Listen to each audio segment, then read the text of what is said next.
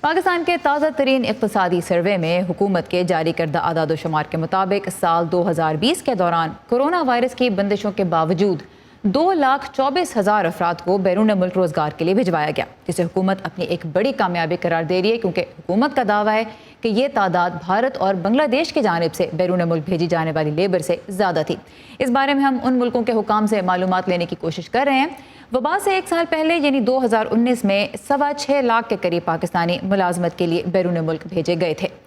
تو کچھ بنیادی معلومات اسی ڈیٹا کے حوالے سے ہم لینا چاہیں گے، اور اس کے لیے ہم چلیں گے اسلام آباد میں موجود ہمارے نمائندہ علی فرقان کی جانب۔ علی، پہلے تو یہ بتائیے کہ کن ملکوں کی طرف زیادہ تر پاکستانیوں کو ملازمت کے لیے بھیجا گیا، اور پھر وبا کے دوران جب فلائٹس بند تھیں اور لوگوں کو ملازمتوں سے دوسرے ملکوں میں نکالا جا رہا تھا اور وہ پاکستان واپس آ رہے تھے، تو پھر لوگوں کو پاکستان سے بیرون ملک بھیجنا کیسے ممکن ہوا؟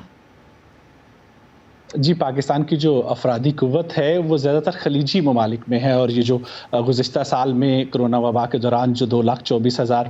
پاکستانی جو گئے ہیں بیرون ملک روزگار کے لیے، ان میں سے بھی زیادہ لوگ جو ہیں وہ انہی ممالک میں گئے ہیں، جن میں سے اگر ہم بات کریں 1,36,000 جو لوگ ہیں وہ سعودی عرب میں گئے ہیں، اسی طریقے سے امارات میں 53,000 لوگ گئے ہیں، عمان میں 10,000 کے قریب لوگ ہیں، اسی طرح قطر اور بحرین میں 7,000 سے زائد لوگ ہیں، ملائیشیا اور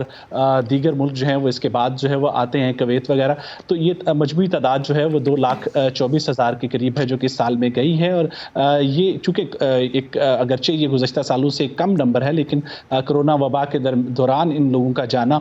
اس کو ایک غیر معمولی اہمیت دی جا رہی ہے، اور اس کی وجہ جو ہے وہ چونکہ پاکستان میں کرونا کے حالات نسبتاً خطے کے دیگر ممالک کی بہتر تھے، یہاں پہ معاشی پہیہ بھی جو ہے وہ چلتا رہا ہے،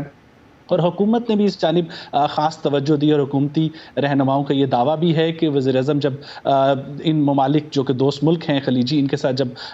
جاتے تھے وہاں وزٹ کرنے، تو ان سے خاص طور پہ پاکستانی جو ورکرز ہیں ان کے حوالے سے بات کیا کرتے تھے، اور ان کوششوں کے نتیجے میں یہ جو ہے وہ ممکن ہو پایا حکومت کے لیے۔ اچھا علی، یہ بتائیے کہ پچھلے سال جیسے ہم نے کہا کہ بہت سے پاکستانی واپس آئے، کیونکہ گلف ممالک میں ہی نوکریاں ختم کر دی گئی تھیں اسی وبا کی وجہ سے ہی، تو ان اعداد و شمار کو بھی کیا اکنامک سروے کا حصہ بنایا گیا، اور ساتھ میں جو لوگ واپس آئے ان کے لیے بیرون ملک ہی دوبارہ روزگار کے مواقع ان کو مل جائیں، اس حوالے سے کیا انتظامات کیے گئے، کیا مدد کی گئی ان کی؟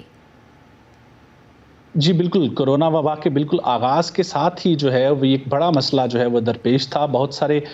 ہزاروں لوگ جو پاکستانی ورکرز تھے بیرون ملک میں، ان کو نوکریاں ان کی ختم کر دی گئی تھی، اور ان کی واپسی ایک بہت بڑا مرحلہ تھا حکومت کے لیے، اور ایک بحران کسی کیفیت پیدا ہو گئی تھی۔ اگرچہ حکومت نے اس حوالے سے کوئی سرکاری اعداد و شمار نہیں دیے ہیں مجموعی طور پہ کتنے پاکستانی جو ہیں وہ واپس آئے، لیکن ان کی ری انٹیگریشن کے لیے اوورسیز منسٹری جو ہے اس میں ایک ڈیسک قائم کیا گیا تھا، اور اس میں جو گزشتہ ماہ یعنی مارچ تک جو ہے وہ 14,000 سے زائد لوگوں نے خود کو وہاں پہ رجسٹر کروایا۔ ابھی تک یہ بھی معلوم نہیں ہے کہ ان 14,000 میں سے کتنے لوگ ہیں جن کو دوبارہ جو ہے وہ روزگار کے لیے حکومت بھجوانے میں کامیاب رہی، لیکن حکومت کی یہ حکمت عملی ضرور رہی ہے، ان لوگوں کی ڈیٹا اور ان کی رجسٹریشن کا عمل جو ہے وہ اب بھی جاری ہے، اور حکومت کا یہ دعویٰ ہے کہ ان لوگوں کو دوبارہ جو ہے وہ موضوع ان کی جو